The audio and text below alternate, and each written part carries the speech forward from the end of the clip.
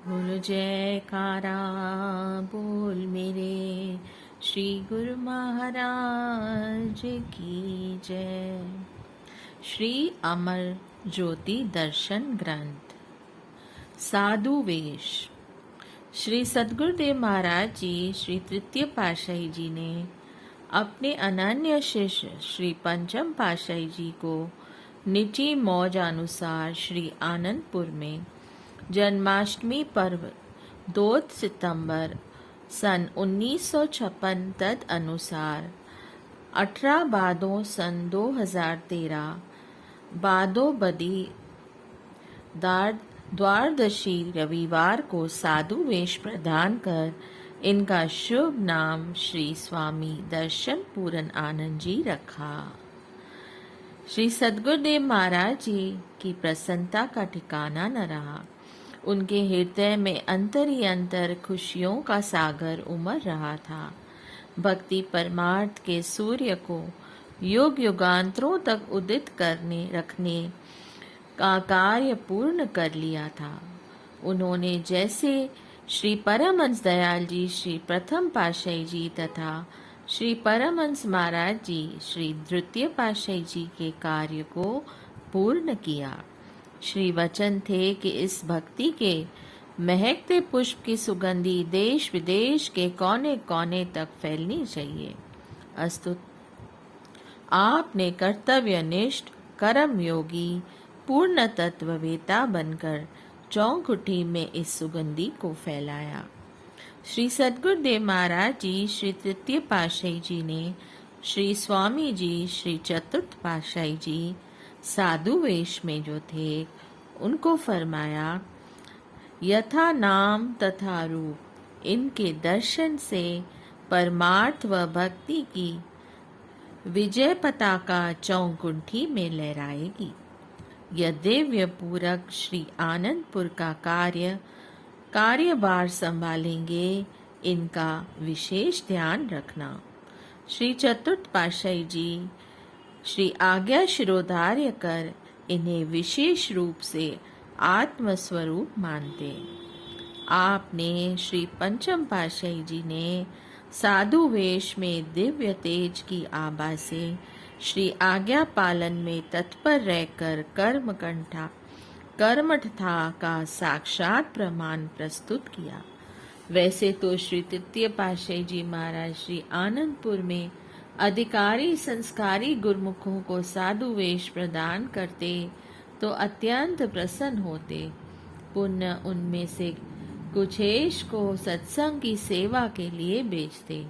आपको श्री गुरुमा जी ने अपनी दूरदरगाही मौज अनुसार श्री आनंदपुर में सेवा कार्य सौंपा।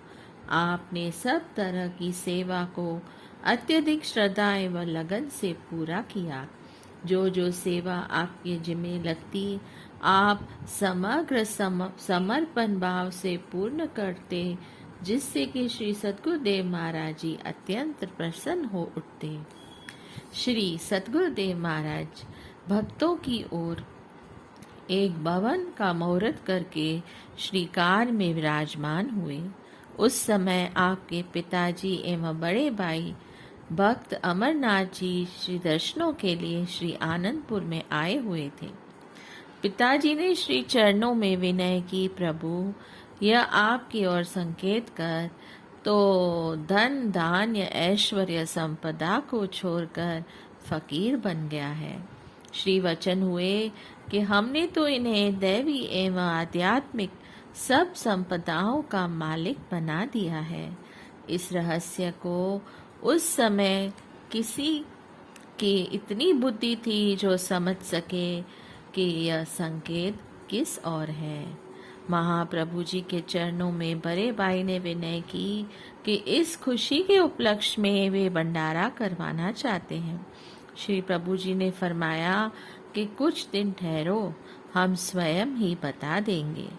भक्त जी 10-12 दिन इसी प्रतीक्षा में रहे कि न जाने कब संदेश आ जाए। उन्हें कलकत्ता वापस भी जाना था, लेकिन जब कोई सूचना न मिली तो उन्होंने आपसे कहा कि श्री चरणों में विनती करके यह बतला दें कि भंडारे की बारी कब तक मिलेगी। आपने महात्मा रोशनानंद जी और महात्मा योग प्रकाशानंद जी को इस बारे में विनय करने के लिए निवेदन किया।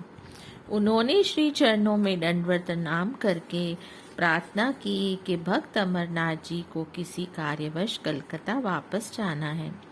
अगर आपकी मौज हो तो वे भंडारा करवा कर जाएं। महाप्रभु जी ने सेवादार को भेजकर भक्त जी को बुलाने की आज्ञा फरमाई। भक्त जी श्री चरणों में उपस्थित हुए और आपकी श्री पंचम पातशाही जी की ओर संकेत करके विनय की, प्रभु इनके साधु बनने की खुशी में भंडारा करवाने की इच्छा है। श्री प्रभु जी ने मुस्कुराते हुए फरमाया, भक्त जी इन्हें साधु वेश देकर हमें अत्यंत प्रसन्नता हो रही है। पिछले 12 दिनों से इस खुशी के उपलक्ष्य में श्री आनंदपुर के लंगर में दिन रात भंडारे हो रहे हैं, फिर भी आप और भंडारा करवाना चाहते हो। श्री मौज को सर्व पर जानकर भक्त जी ने अपनी श्रद्धा अनुसार भंडारे की राशि श्री चरणों में भेंट कर दी।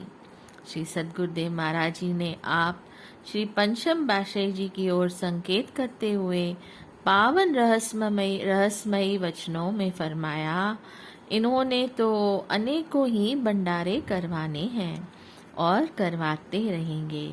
ये अकुट भंडार के स्वामी होंगे। अति भाग्यशाली जीवों को अपने पूर्व पुण्यों के फल स्वरूप ही ऐसा सुअवसर एवं संयोग मिलते हैं। इस प्रकार भक्त जी को अपने आशीर्वचनों से निहाल कर दिया। समय पाकर महाप्रभु जी के ये वचन साकार हुए। आपने गुरुमुख प्रेमियों के लिए स्थान स्थान पर पारमार्थिक केंद्रों का निर्माण करवाकर भक्ति के अखुट भंडार खोल दिए। लाखों करोड़ों जीवों ने रूहानियत का लाभ उठाया। आदर्श गुरु भक्ति। श्री 108 श्री सद्गुरुदेव महाराज जी श्री तृतीय पातशाही जी ने आपको जिस समय और जिस प्रकार की सेवा प्रदान की, आप हित चित पूर्ण श्रद्धा एवं कर्तव्यनिष्ठ बनकर पूर्ण करते रहे। आपके लिए जंगल में झाड़ियों की सफाई करना, पत्थर उठाना, बाग बगीचे की संभाल, ट्रस्ट ऑफिस की सेवा करना अर्थात प्रबंधक समिति में सम्मान पाना सब एक समान था। आपका लक्ष्य एक ही था, जैसे कि तू धरो घुमशो विशाली अस्तो बस, तू मबाश असला कमाली अस्तो बस। ऐ जिज्ञासु, तू अपने मालिक के ध्यान में पूर्णतः लीन हो जा, क्योंकि इसी का नाम योग है। तू स्वयं को मिटा दे, भक्ति मार्ग में बस यही पूर्णता है।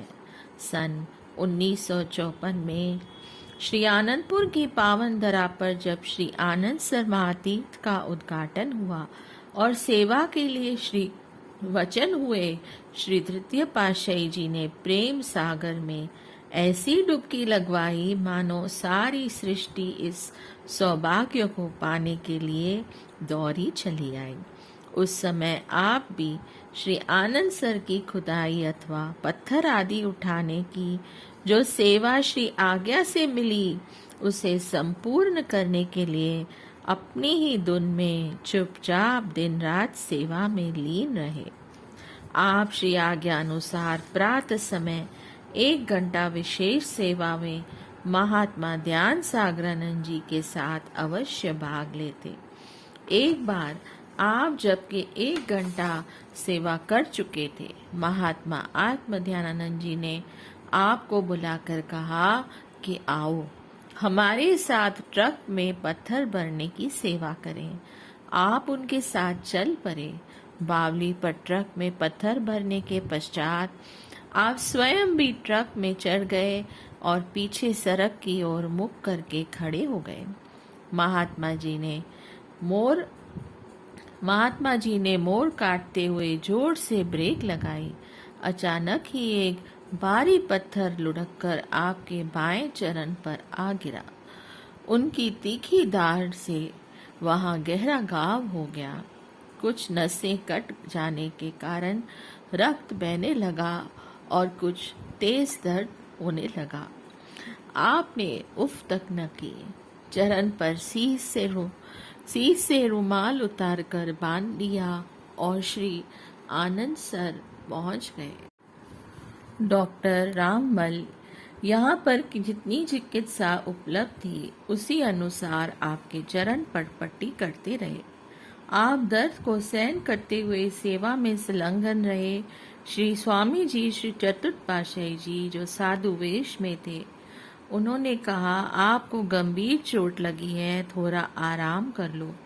आपने कहा स्वामी जी, श्री सद्गुरुदेव महाराज जी श्री तृतीय पातशाही जी के श्री चरणों में विनय न करना। दर्द है, ठीक हो जाएगा। यह सेवा में विघ्न है, टल जाएगा। सेवा ही जीवन है और आंतरिक सुख की दाता है, इसे पाना है। उनके मुख से अनायास श्री वचन हुए कि सचमुच आप सहनशीलता एवं धैर्य की मूर्ति हैं। आप गुरु भक्ति के आदर्श हैं। उस समय आपको जो चोट लगी वह को साधारण न थी, बल्कि नसें कट जाने के कारण आपके चरण में बहुत सूजन आ गई और दर्द भी बढ़ता गया। कुछ समय पश्चात आपका वही चरण अनबुझे अंगारों के ऊपर अनायास ही पड़ गया, परंतु जब आपको जलन का तनिक भी आभास न हुआ तो डॉक्टर समझ गया कि ये नसों की गंभीर समस्या है। उसने श्री गुरुमा जी के श्री चरणों में विनय की कि आपको तुरंत उपचार के लिए भेजा जाए।